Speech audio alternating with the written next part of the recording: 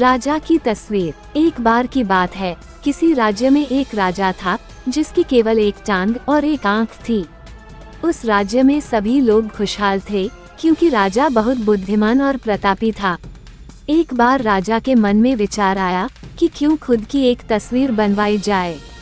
फिर क्या था, देश विदेशों से चित्रकारों को बुलवाया गया और एक से एक बड़े चित्रकार राजा के दरबार में आए। राजा ने उन सभी से हाथ जोड़कर आग्रह किया कि वो उसकी एक बहुत सुंदर तस्वीर बनाएं जो राजमहल में लगाई जाएगी।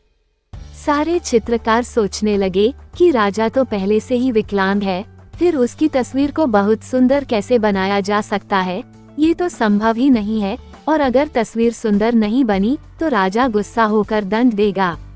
यही सोचकर सारे चित्रकारों ने राजा की तस्वीर बनाने से मना कर दिया। तभी पीछे से एक चित्रकार ने अपना हाथ खड़ा किया और बोला कि मैं आपकी बहुत सुंदर तस्वीर बनाऊंगा जो आपको जरूर पसंद आएगी। फिर चित्रकार जल्दी से राजा की आज्ञा लेकर तस्वीर बनाने में जुट गया। काफी देर बाद उसने एक तस्वीर तैयार की जिसे देखकर राजा बहुत प्रसन्न हुआ और सारे चित्रकारों ने अपने दांतों तले उंगली दबा ली। उस चित्रकार ने एक ऐसी तस्वीर बनाई जिसमें राजा एक टांग को मोड़कर जमीन पे बैठा है और एक आंख बंद करके अपने शिकार पे निशाना लगा रहा है।